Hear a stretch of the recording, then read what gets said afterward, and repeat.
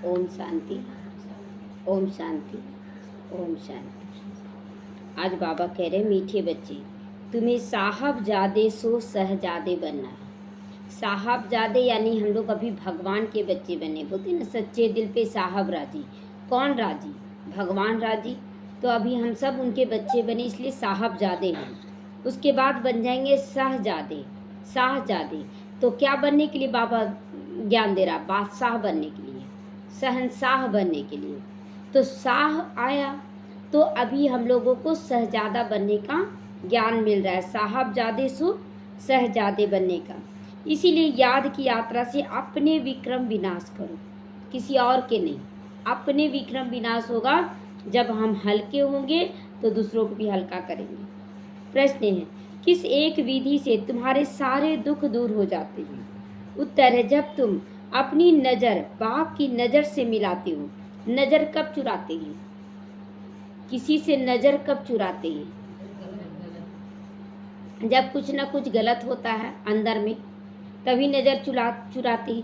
लेकिन जैसे ही हम बाबा के बनते हैं तो बाप समान बनने का जब अभ्यास करने लगते हैं, उनके श्रीमत को अपने जीवन में अपनाते हैं, तो नज़र से नज़र मिलाना बहुत आसान हो जाता है।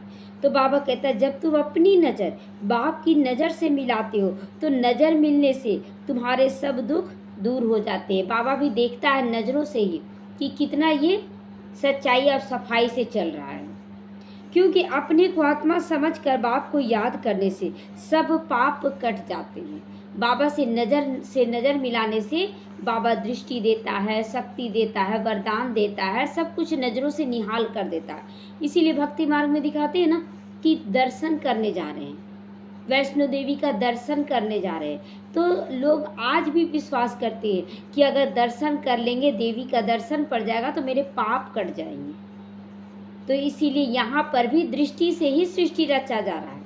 लोग बोलते दृष्टि से ही जादू, हाँ, दृष्टि से ही जादू टोना भी किया जाता है, दृष्टि से ही आपको शुद्ध देवी देवता भी बनाया जाता है।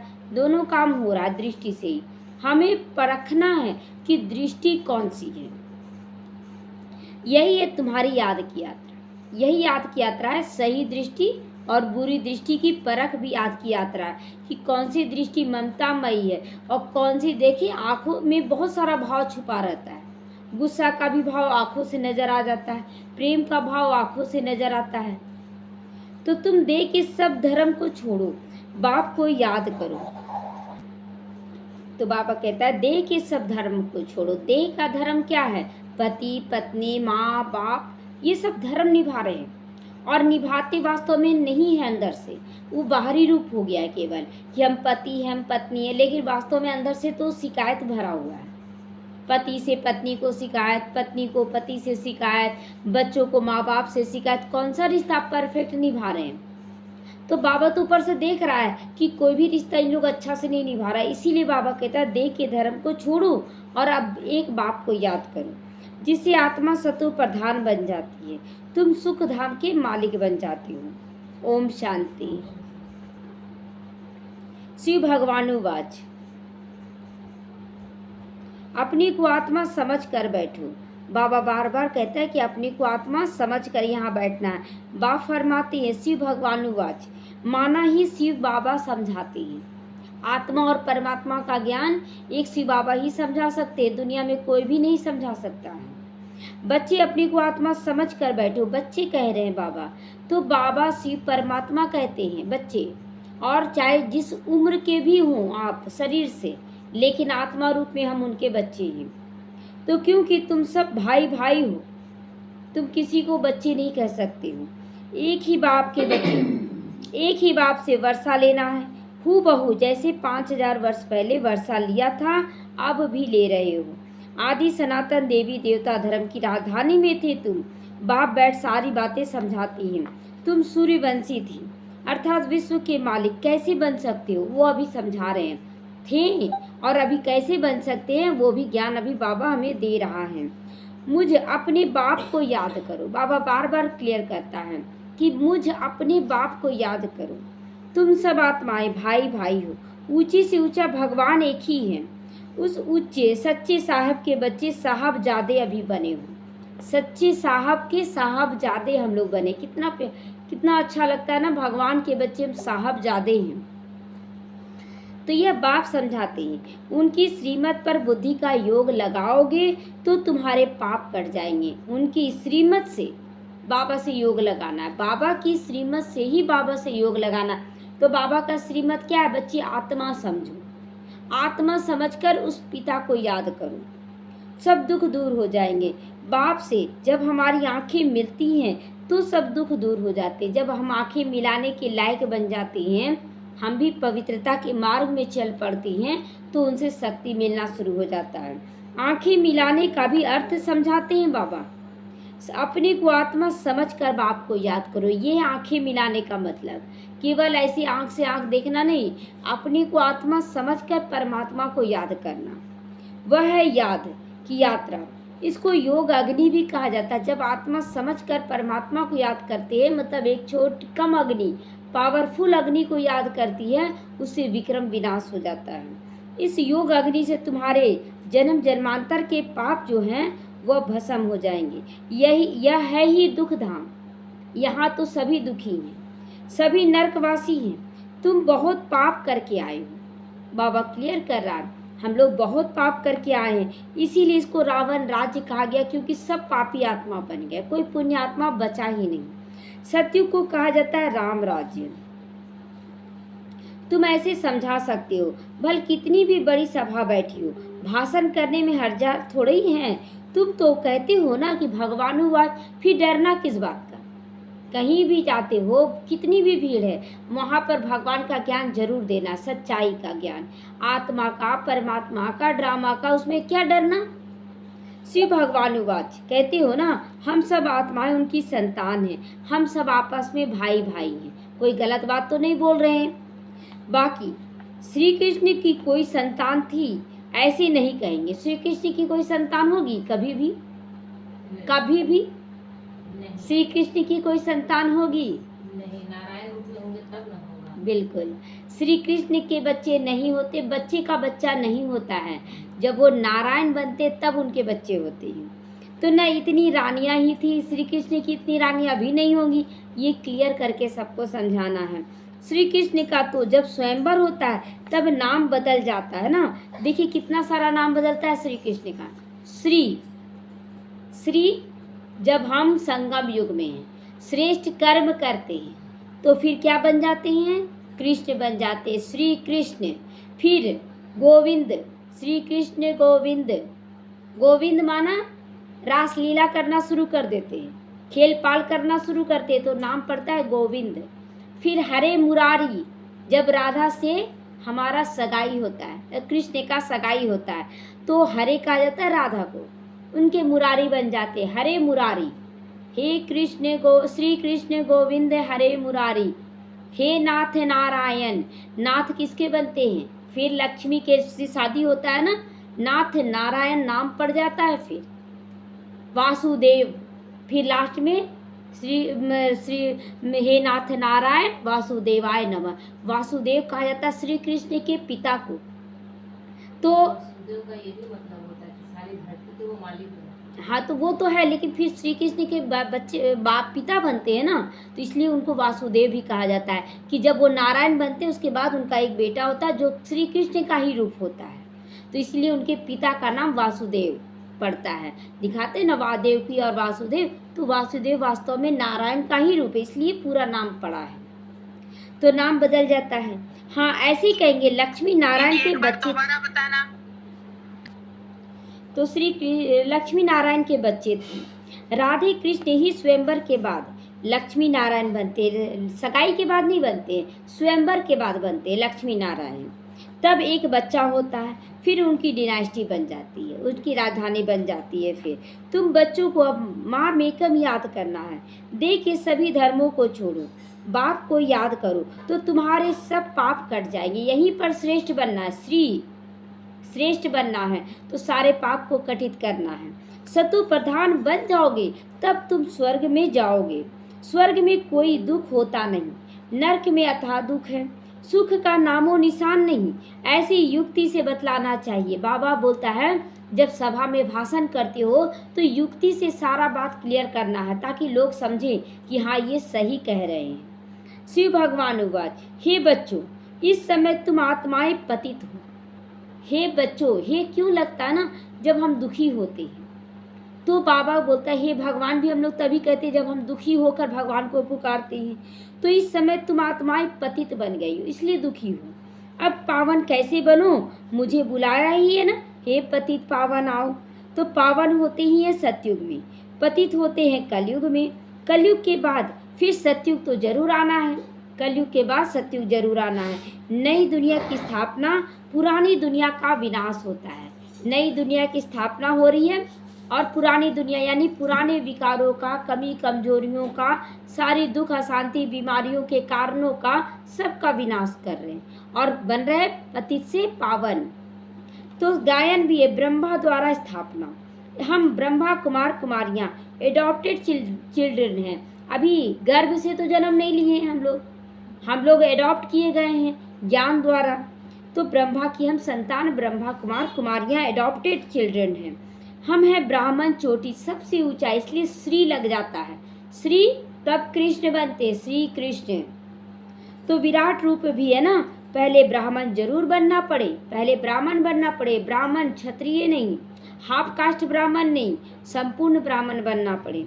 ब्रह्मा भी ब्राह्मण है, देवताएं हैं सतयुग में। सतयुग में सदा सुख है, दुख का नामो निशान नहीं होता है सतयुग में। कलयुग में अपरम अपार दुख है, सब दुखी हैं, क्या राजा क्या प्रजा, सब दुखी हैं। ऐसा कोई नहीं होगा जिसको दुख ना हो। क्लियर बाबा कर रहा है गारंटी के साथ कि इस दुनिया में कोई भी ऐसा नहीं है जो दुखी नहीं है।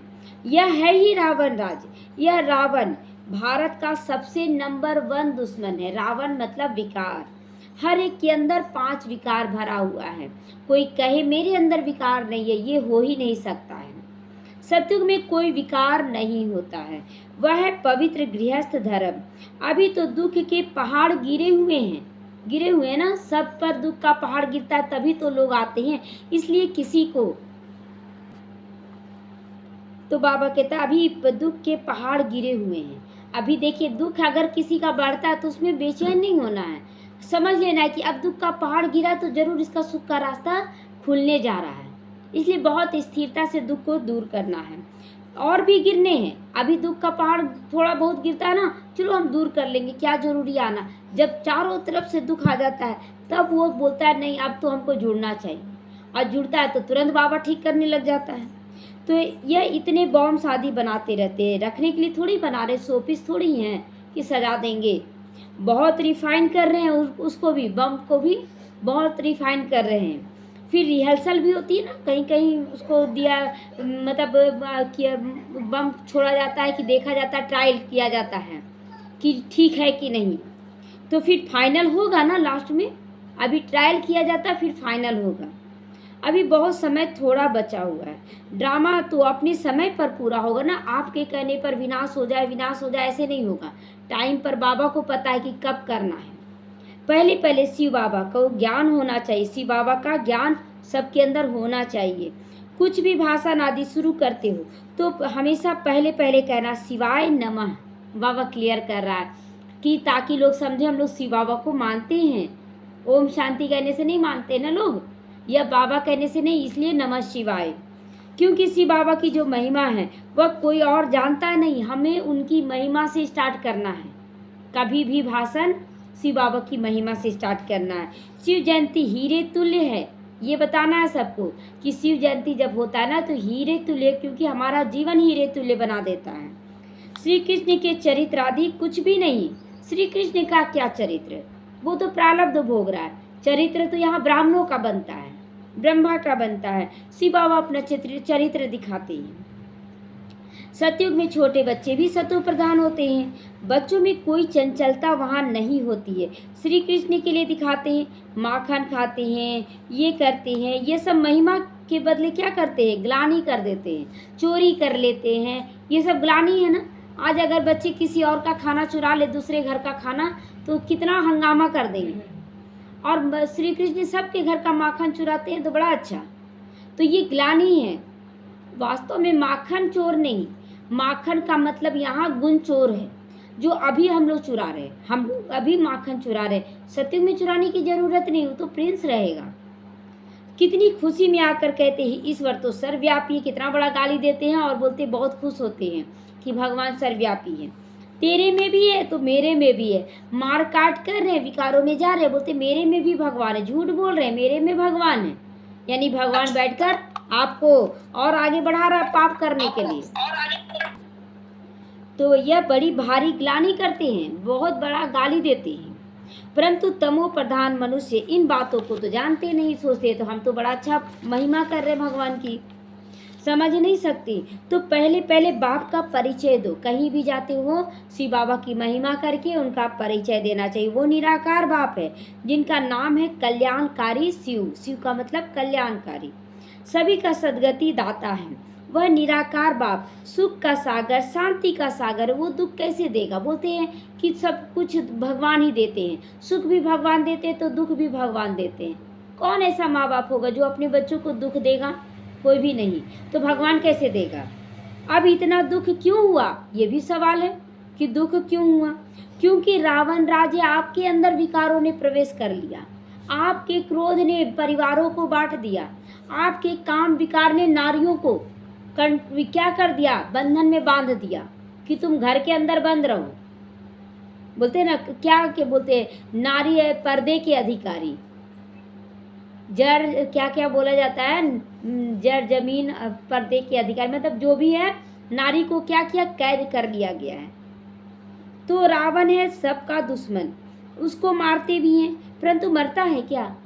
इतना मारते हैं, हर साल जलाते, कितना बड़ा बड़ा रावण बनाकर और उसके बाद जलाते हैं। वास्तव में रावण क्यों बढ़ रहा है? सबके अंदर विकार और तेज हो रहा है। यहाँ कोई एक दुख नहीं है। कल भी बाबा बोला ना, दुख की गिनती करो, कम से कम 101 दुख लिखो, कौन कौन सा दुख हो रहा है, और सुख भी लिखो कि तुमको क्या क्या चाहिए। सतयुग में दोनों लिखना है। अपरम अपार दुख है, सतयुग में अपरम अपार सुख होता है। तो बाबा कहता है कि 5000 वर्ष पहले बेहद के बाप के बच्चे बने थे, और यह वर्षा बाप से लिया था। जब हम सतयुग में जाते हैं तो ये वर्षा हम लोग संगम युग पर लिए थे। तो बाबा कहता 5000 वर्ष पहले बेहद के बाप के बच्चे बने थे और ये वर्षा लिया था। शिव बाबा आते हैं जरूर, कुछ तो आकर करते हैं ना। शिव बाबा आते हैं, शिव जयंती बनाते हैं तो कुछ आकर किए हैं, एक्यूरेट करते हैं, तब तो महिमा गाई जाती है। ऐसा नहीं कि द्वापर में आए श्री कृष्ण का अवतार लेकर आए और उसके बाद कलयुग आ गया, ऐसा नहीं बाबा करते हैं। बाबा जब आते हैं संगम युग पर तो चारों युगों को रच कर जाते हैं, चारों युगों का परफेक्ट सब कुछ बता कर जाते हैं कि मेरे बच्चों का लाइफ कैसा होगा। शिवरात्रि भी कहते हैं, फिर श्री कृष्ण की रात्रि कहते हैं। तो श्री कृष्ण की रात्रि क्यों कहा जाता है? शिव बाबा की रात्रि भी कहते हैं। अब शिवरात्रि और श्री कृष्ण की रात्रि को भी समझाना चाहिए। शिव बाबा तो आते हैं बेहद की रात में, जब बेहद की रात हो जाती है बहुत लोग पुकारने लगते हैं कि बहुत ज़्यादा दुख है, विकारों की प्रवेशता बहुत भारी मात्रा में हो गई है, तब जाके शिव बाबा आते हैं। लेकिन जैसे ही शिव बाबा आते हैं तो श्री कृष्ण की जयंती, इसलिए क्योंकि श्री कृष्ण की तैयारी आने की करने लगते हैं संस्कारों का। लेकिन श्री कृष्ण का जन्म अमृत बेले होता है, 12 बजे नहीं, 12 बजे तक शिव बाबा आए ना तो 2 घंटे के बाद दिखाते हैं ना, 1934 में। एक्यूरेट समय तो नहीं पता है कि शिव बाबा कब आए, लेकिन 2036 से ना एक्यूरेट बताया गया, लेकिन उसके पहले आए। तो इसीलिए श्री कृष्ण का जन्म अमृत बेले होना चाहिए, ना कि रात्रि को। 12 बजे दिखाते हैं श्री कृष्ण का जन्म, जबकि 12 बजे तो आधी रात कहते हैं। शिव बाबा की रात्रि मनाती है, परंतु उनकी कोई तिथि तारीख नहीं है। श्री कृष्ण का जन्म होता है अमृत बेले, अमृत बेले ही जन्म होता है। अमृत बेला सबसे शुभ मुहूर्त माना जाता है। वे लोग तो श्री कृष्ण का जन्म 12 बजे मनाते हैं, परंतु वह प्रभात थोड़ी होती है, 12 बजे कोई प्रभात थोड़ी होता है। प्रभात तो 2-3 बजे कहा जाता है, तो 2 बजे श्री कृष्ण का जन्म होता है, जबकि सिमरन भी कर सके। ऐसी थोड़े ही कि 12 बजे विकार से उठा और भगवान का नाम लेते होंगे, विकार किया और उसके बाद 12 बजे वो जग जाते हैं? बिल्कुल नहीं। अमृत वेला 12 बजे को नहीं कहा जाता है। उस समय तो मनुष्य पतित और गंदे बनते हैं, रात को ही। वायुमंडल ही उस समय खराब होता है। 2:30 बजे थोड़े ही कोई उठता है। 2:30 बजे भी सब कोई उठता है? 2:30 बजे भी सब कोई नहीं उठता। 3-4 बजे का समय अमृत वेला सबके लिए होने लग जाता है। इसलिए बहुत बच्चों को बोला था 2 बजे नहीं उठ सकते हो तो 3-4 बजे तक उठो। लेकिन जो 2 बजे उठता है वो श्री कृष्ण के साथ आने वाली आत्मा है, इसलिए बहुत लोग 2 बजे भी उठते, लेकिन सभी आत्माएं नहीं उठ पाती हैं। तो उस समय उठकर मनुष्य भक्ति करते हैं। यह टाइम तो मनुष्यों ने बना दिया है, 12 बजे का टाइम। लेकिन वास्तव में जो शिव बाबा की प्रवेशता होती है तो पहले से अपना रथ को तैयार करते हैं ना, तो इसलिए मतलब जो ज्ञान में हुआ ना वो भक्ति में चला आता है।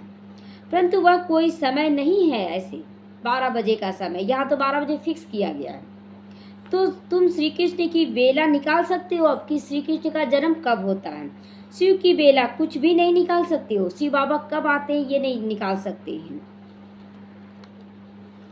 तो बाबा कहता है शिव की बेला कुछ भी नहीं निकाल सकते हो। शिव कब आते ये किसी को भी पता नहीं। हाँ, अंदाजा लगा लेते हाँ इस समय आए, लेकिन एक्यूरेट नहीं बता पाएंगे। यह तो खुद ही आकर समझाते हैं, बाबा खुद ही आकर समझाते हैं। तो पहले महिमा बतानी है शिव बाबा की। आज बाबा क्लियर कर रहा है कि कहीं भी आप भाषण करते हैं तो सबसे पहले शिव बाबा की महिमा गानी है। गीत पिछाड़ी में नहीं, पहले बजा देना चाहिए। शिव बाबा की महिमा का सॉन्ग पहले बजाना चाहिए। शिव बाबा सबसे मीठा बाबा है, उनसे बेहद का वर्षा मिलता है। तो आज से 5000 वर्ष पहले यह श्री कृष्ण सत्यु का पहला प्रिंस था। वहाँ अपरम अपार सुख था। अभी भी स्वर्ग का गायन करते हैं ना लोग, मरते हैं तो कहाँ गया? स्वर्ग पधारा। क्योंकि आत्मा जो चैतन्य अंदर में वो जान रही है कि स्वर्ग क्या चीज़ है, लेकिन देह भान में हम लोग भूले हुए हैं। कोई मरता है तो कहेंगे फलाना स्वर्ग गया। अरे अभी तो नरक है तो कहाँ जन्म लेगा? स्वर्ग में थोड़ी ही जन्म लेगा। स्वर्ग हो तो स्वर्ग में पुनर्जन्म ले सके, अभी स्वर्ग नहीं है, कलयुग है। समझाना चाहिए। हमारे पास तो इतने वर्षों का अनुभव है, वह सिर्फ 15 मिनट में नहीं समझा सकते। इसमें तो टाइम चाहिए ना, ऐसे ऐसे करके समझाना है कि कैसे स्वर्ग बनता है, कैसे नर्क। तो अगर 15 मिनट का टाइम मिला कि आप 15 मिनट में भाषण करें, तो 15 मिनट में आप पूरा ज्ञान तो थोड़ी दे सकते हैं। तो समझाना है कि अगर आपको समझना है तो आप टाइम दीजिए। 15 मिनट में आपको सब कुछ नहीं समझाया जा सकता। सार में बोलकर किनारा करना है ताकि उन लोगों को जागृति हो कि आखिर क्या ज्ञान है, चलो सुनकर आते हैं। तो पहले तो 1 सेकंड की बात ही सुनाते हैं। बेहद का बाप जो दुख हरता सुख करता उनका परिचय देते हैं। हम सब आत्माओं का वो पिता है। हम बीके सब शिव बाबा की श्रीमत पर चलते हैं। ये क्लियर करना है कि हम लोग ब्रह्मा की श्रीमत नहीं, शिव बाबा की श्रीमत पर चलते हैं। बाप कहते हैं तुम सब भाई भाई हो, मैं तुम्हारा बाप हूँ। तो बाप फिर सर्वव्यापी कैसे हो सकता है? बाप कभी सर्वव्यापी नहीं होता है। मैं 5000 वर्ष पहले आया था, तब शिव जयंती मनाते हो। स्वर्ग में कुछ नहीं मनाया जाता है, शिव जयंती होती है, जिसका फिर भक्ति मार्ग में यादगार मनाया जाता है। शिव जयंती कब होता है? संगम युग पर, और जिसका यादगार मनाया जाता है द्वापर से। तो यह गीता एपिसोड चल रहा, अभी गीता का ज्ञान दिया जा रहा है 100 साल में। नई दुनिया को स्थापना ब्रह्मा द्वारा होती है, पुरानी दुनिया का विनाश शंकर द्वारा होता है। जब शंकर का स्वरूप हम लोग धारण कर लेते हैं तो पता चलता है कि क्या बुराई है, उन बुराइयों का अंत करती हैं। अब इस पुरानी दुनिया का वायुमंडल तो तुम देख रहे हो, इस पतित दुनिया का विनाश जरूर होना है, ये भी बाबा क्लियर कर रहा है। इसीलिए कहते पावन दुनिया में ले चलो। आत्माएं जानती हैं कि इस दुनिया को पावन बनाने में पतित दुनिया का अंत जरूरी होना है, तो इसलिए पुकारती हमें पावन दुनिया में ले चलो। अर्थात दुख है ना, लड़ाई, मौत, विधवापन, जीव घात करना, ये सब कलयुग का निशानी है। और ये सब नहीं होगा वहाँ पर। सतयुग में ऐसा नहीं होगा, वहाँ कोई विधवा नहीं होगा। सतयुग में पहले जो नारायण शरीर छोड़ेंगे, पहले नारी शरीर छोड़ेगी, उल्टा बोल दिए, पहले नारी शरीर छोड़ेगी, क्योंकि हमेशा सुहागन जाती है वहाँ पर। सतयुग में अपार सुखों का राज्य था। यह एम ऑब्जेक्ट का चित्र जरूर वहाँ ले जाना चाहिए। एम ऑब्जेक्ट लक्ष्मी नारायण का चित्र, जो विश्व के मालिक थे। 5000 वर्ष की बात सुनाते हैं। इन्होंने ये कैसे ये जन्म पाया, श्री कृष्ण कैसे बने, वो श्रेष्ठ बनने का ज्ञान अभी दिया जा रहा है। कौन से कर्म किए जो यह बन गए, ये बताना है। कर्म, अकर्म और विक्रम की गति बाप समझाते। विक्रम कब बनता है? कलयुग के अंतिम में बनने लगता है। द्वापर में शुरू होता है तो विक्रम थोड़ी होता है, वहाँ पर पाप कर्म और पुण्य कर्म होता है। देखिए, अकर्म अकर्म होता है सतयुग और त्रेता युग में। अकर्म माना फल खाना, कोई बुराई नहीं है, तो वो फल खाने का समय है सतयुग और त्रेता युग। द्वापर और कलयुग, द्वापर से कलयुग शुरुआत तक पाप कर्म और पुण्य कर्म बनते हैं, और उसके बाद विक्रम बनना शुरू हो जाती है कलयुग के अंत में। और कर्म में ही एक और कर्म जुड़ता है, श्रेष्ठ कर्म, जो कि संगम युग पर होता है। कितने तरह के कर्म हो गए ना? अब 5 तरह का हो गया, 6 हो गया ना? नहीं, 5 ही हुआ, 5 हुआ। तो सतयुग में कर्म अकर्म हो जाते हैं सतयुग में। यहाँ तो रावण राज्य होने के कारण कर्म विकर्म बन गए। तो इसीलिए इसको पाप आत्माओं की दुनिया कहा जाता है। लेन देन भी पाप आत्माओं से की जाती है। तो पेट में ही बच्चा होता है तो सगाई कर देते हैं, पेट में ही बच्चा होता है तो सगाई कर देते। क्लियर कर रहा है बाबा कि शादी हुआ नहीं और बच्चा ठहर जाता है और उसके बाद सगाई होता है। ये सब पाप कर्मों का ही निशानी है। देखिए, राधे कृष्ण का कितना समय तक रासलीला चलेगा, लेकिन वहाँ ये सब काम तो नहीं होगा ना, विकारों का काम नहीं होगा, देवभान का कर्म नहीं होगा। कितनी क्रिमिनल दृष्टि है, सोचो कि पहले विकारी दृष्टि आ जाती है। यहाँ है ही क्रिमिनलाइज्ड, सत्यु को कहा था सिविलाइज्ड। यहाँ आंखें बहुत पाप करती हैं, वहाँ कोई पाप नहीं करते। सत्यु से लेकर कलयुग अंत तक हिस्ट्री ज्योग्राफी रिपीट होती है। यह तो सब कुछ जानना चाहिए ना, नॉलेज हम लोगों को होना चाहिए। दुख धाम सुख धाम क्यों कहा जाता है? सारा मदार है पतित और पावन होने पर। इसीलिए बाप कहते काम महाशत्रु है, इससे संभाल करो अपनी आप को, इसको जीतने से तुम जगत जीत बनोगे। इसीलिए बाबा कह रहा बच्चे ये दुनिया अच्छी नहीं है, इसीलिए काम विकार पे जीत पाने के लिए कह रहा बाबा। आधा कल्प पवित्र दुनिया थी जिसमें श्रेष्ठ देवता थे, अब तो भ्रष्टाचारी हो गए। एक तरफ कहते भ्रष्टाचारी दुनिया है, फिर श्री श्री 108 कहते रहते अपने आप को। तो यहाँ से श्री श्री कहाँ से आ जाएगा? लोग जो आता वो बोल देते, जो आया समझ में बोलते चले जाते हैं। अब ये समझाना चाहिए, समझना चाहिए। अब तो मौत सामने खड़ा है। बाप कहते माँ मेकम याद करो, पाप करते चले जाएंगे, तुम सतो प्रधान बन जाओगे, सुखधाम के मालिक बनोगे। अभी तो दुख ही दुख है ना, दुख ही दुख। बाबा के बच्चों को दुख नहीं है जो अच्छे से चल रहे हैं, लेकिन जो अच्छे से नहीं चल रहे उनको भी दुख हो रहा है। तो कितना भी वो लोग कॉन्फ्रेंस कर ले, संगठन कर ले, परंतु कुछ भी नहीं होना है। क्यों? क्योंकि विकारों का अंत थोड़ी हो रहा है संगठन करने से, सीढ़ी नीचे और उतरते आती है। बाप अपना कार्य अपने बच्चों द्वारा करवा रहे हैं, बच्चों द्वारा करवा रहे हैं पतित से पावन बनने का। जब तक हम पावन नहीं बनेंगे तब तक दुख की दुनिया से नहीं निकल पाएंगे। तुमने पुकारा है ना पतित पावन आओ, तो मैं अपने समय पर आया हूँ। अब तो यदा यदा ही धर्म से, जब जब धर्म की ग्लानि होने लगती है तो बाबा आता है और सभी धर्मों का विनाश करा देता है कि बच्चे तुम आत्मा हो, खत्म हो गया सारा धर्म, कोई देह का धर्म नहीं। तो नहीं, बाबा कहता है इसका अर्थ नहीं लोग जानते हैं। यदा यदा ही धर्मस्य का बुलाते तो जरूर हैं, खुद पतित हैं। बाप कहते रावण ने तुमको पतित बनाया, अब मैं पावन बनाने आया हूँ। वह पावन दुनिया थी, अब पतित दुनिया है। 5 विकार तो सब में है, अपरम अपार दुख है, सब तरफ अशांति ही अशांति लगी हुई। जहाँ भी आप जाएंगे बोलेंगे जा रहे शांति नहीं मिल रहा, चलो कहीं परिवार में घूम कर आते, जाकर देखेंगे वहाँ अलग ही दुख अशांति पड़ा हुआ है, कहीं सुख चैन नहीं है। जब तुम बिल्कुल तमो प्रधान बन जाती हो, पाप आत्मा बन जाती हो, तब मैं आता हूँ। जब पूरी तरह से नीचे गिर जाती है, जो मुझे सर्वव्यापी कह मेरा अपकार करते हैं, ऐसे ऐसे को का भी मैं उपकार करने आता हूँ। मुझे तुम निमंत्रण देते हो कि इस पतित रावण की दुनिया में आओ बाबा। अब बाबा को आना पड़ता है, कितना प्यार करता है वो कि रावण की दुनिया में आता है। पतित शरीर में आओ, अब पुण्य शरीर तो है नहीं, तो जरूर बोलेंगे पतित शरीर में ही आओ। मुझे भी रथ तो चाहिए ना, तो पावन रथ तो यहाँ मिल ना सके। यहाँ पावन रथ कहाँ से मिल जाएगा बाबा को? रावण राज में सभी पतित हैं, पावन कोई है नहीं, सब विकार से पैदा होते हैं। यह विषय विकारी दुनिया है, यह वह है वाइसलेस वर्ल्ड। जो सत्युग दुनिया होगा वो है निर्विकारी दुनिया। अब तुम तमो प्रधान से सतो प्रधान कैसे बनोगे बताओ। तो पतित पावन तो मैं ही हूँ, मेरे साथ योग लगाओ। भारत का प्राचीन राजयोग है कि आत्मा समझकर परमात्मा से योग लगाओ।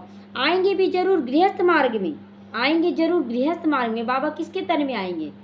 कोई जो ब्रह्मचर्य का पालन करा उसके तन में नहीं आएंगे बाबा, आएंगे तो गृहस्थ धर्म के व्यक्ति के अंदर आए ना शिव बाबा। तो कैसे वंडरफुल रीति आते हैं ना, यह पिता भी है तो माँ भी है, क्योंकि गौमुख चाहिए ना जिससे अमृत निकले, तो यह माता पिता है। फिर माताओं को संभालने के लिए सरस्वती को हेड रखा गया, लेकिन वो माता नहीं है, माता मुख्य है ब्रह्मा माँ, उनको कहा जाता है जगत अम्बा, काली माता कहते हैं।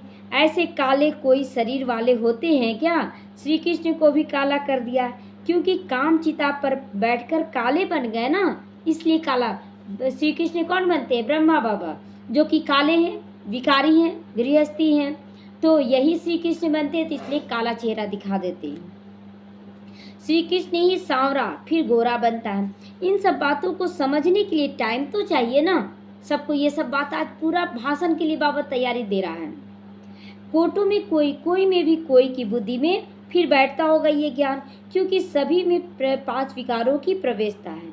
यह बातें सभा में भी समझा सकते हो तुम, क्लियर समझाना है, डरने की बात नहीं है, क्योंकि कोई को भी बोलने का हक है ना, ऐसा मौका लेना चाहिए। बोल सकते, सबके अंदर विकार है तो बोलना चाहिए। ऑफिशियल सभा में कोई बीच में प्रश्न आदि नहीं करते हैं। नहीं सुनना है शांति से चले जाओ, आवाज़ मत करो। अगर नहीं सुनना है तो चले जाओ, बीच में आवाज़ नहीं करो, ऐसे ऐसे बैठ समझाओ। अगर क्वेश्चन ही करना तो आओ तुम सेंटर पर, हम तुमको सारा जवाब देंगे, अभी हल्ला मत करो, ऐसे करके शांत करना है। अभी तो अपार दुख है ना, पहले इस दुख से निकलने का उपाय तो सुनो। दुख के पहाड़ अभी और गिरने हैं। हम बाप को, रचना को जानते हैं जो तुम्हें बताने आए हैं। तुम तो किसी का भी ऑक्यूपेशन तो जानते नहीं, पूजा पाठ कर रहे हो लेकिन जानते तो कुछ भी नहीं। बाप ने भारत को पैराडाइज कब और कैसे बनाया था ये तुम नहीं जानते हो। आओ हम तुम्हें समझाते हैं। कितना सुंदर भाषण तैयार किया। इस मुरली को तो बहुत अच्छे से रिवाइज करना चाहिए। 84 जन्म कैसे लेते? 7 दिन का कोर्स लो तो तुमको 21 जन्मों के लिए पाप आत्मा से पुण्य आत्मा बना देंगे।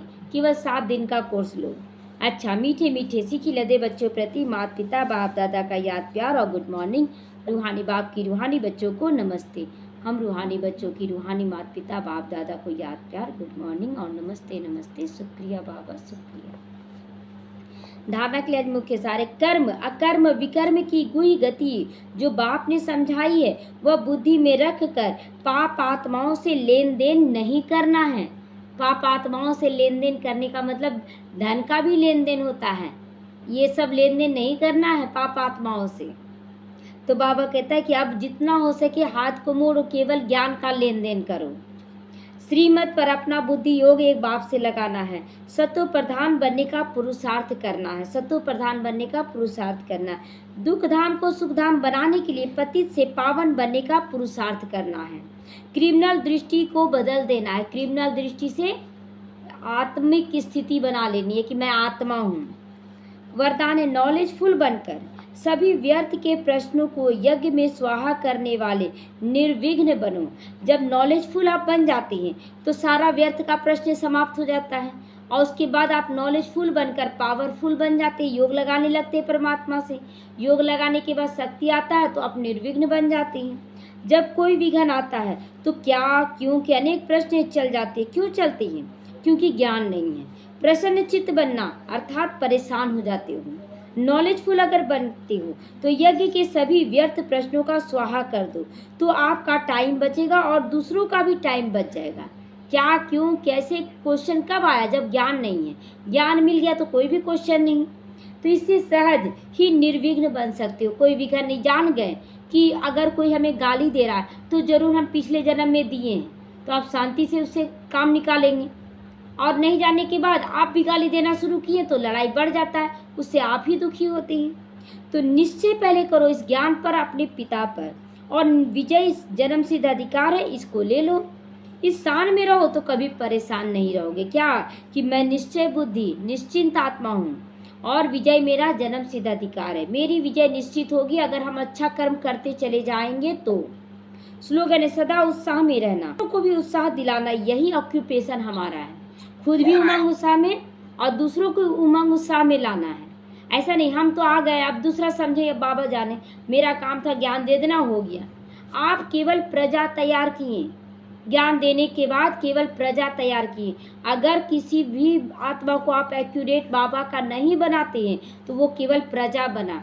जब वो आत्मा ज्ञान को समझ कर एक्यूरेट बन जाती है, हल्की होकर पुरुषार्थ करने लग जाती है, क्यों क्या का प्रश्न समाप्त हो जाता है, तब कहेंगे आप परिवार बना रहे हैं, आप महाराजा महारानी जैसा बच्चा तैयार कर रहे हैं। तो हमें ये ऑक्यूपेशन निभाना है। ओम शांति।